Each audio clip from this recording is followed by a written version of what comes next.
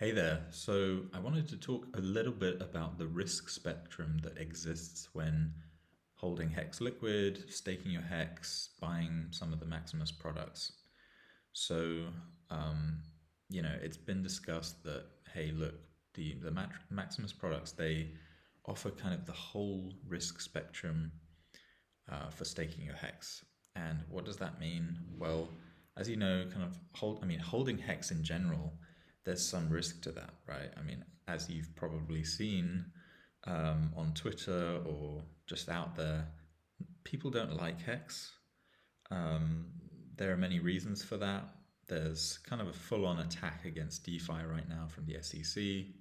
So there are risks associated with even holding liquid Hex, right? Um, But then when we start talking about staking, there's now kind of an extra layer of risk there where you you can't sell, right? You're locking up your coins for a period of time and you're not able to sell. Now that risk does come with a reward as well. The longer that you stake, so just to recap, base is a 1 year stake, trio is a 3 year stake, lucky 7, desi 10, maxi 15. So if you're staking all the way out here at the maximum length that you can stake, 15 years, you're taking on the maximum risk that you can, in a sense, by locking up your coins for 15 years, but you're also um, able to get APYs that you're just not able to get um, from a shorter stake, a 1 year stake, for example. So a 1 year stake is around 10% APY, and then a maximum length stake is around 25 to 27% APY right now. So that's kind of the trade-off that you have, and there's something for everyone in the Maximus ecosystem. And I wanted to show it to you kind of on a graph as well. So this is kind of the APY or stake backing over time, but the steepness you can kind of see kind of represents like, okay, this is the APY I'm getting. This is how your stake will grow over time. So for Maxi, you can see it's going from um, nearly one, just because the perpetuals started a bit later. I've done them from when the perpetuals launched, but they're going from basically one all the way up to the end of the stake, and you're going to be getting one Maxi will be worth 6.7 or so hex at the end of the stake. Now, that's cool. You're getting a higher reward for that, but you have to lock for 15 years. Deci, you can redeem earlier, but yeah, the rewards are higher.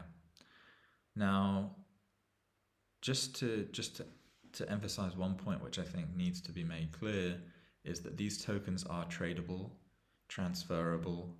There is liquidity out there, but it is thin for some of these tokens. So just be aware that when you buy any of these tokens, liquidity might not be there when you sell, right? So that's the risk that I'm talking about. Like if you buy Deci and you want to sell after 2 years, you just might not be able to.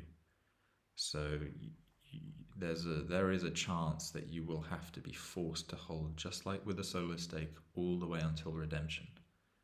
As long as you're aware of that risk there, then I think a lot of these longer stakes are, yeah, are very cool. So yeah, that's a bit of an overview of the risks associated. Obviously, with liquid hex, you can sell at any time. In my opinion, base isn't. I mean, it is a 1 year stake, so it is shorter, but bull runs can happen very quickly. Just to give you my personal strategy or my personal risk tolerance is it's very risk on and very risk off. I mean, that's how I have my life set up in all facets in general. So, I'm a kind of like high risk guy, crypto and cash, and I don't mess around with too much stuff in the middle, like stocks and so on. And it's kind of, I treat Hex in a similar way. Like I have liquid Hex, and I'm very heavy on the long-term hex stakes. So the shorter-term hex stakes, I'm not too bothered about, and this is my reason for it. This is just a personal reason. It's different for everyone, but for me personally, um, buying base is kind of a similar level of risk as buying Desi or Maxi, because you're there may not be liquidity. You are locked up. You can't sell.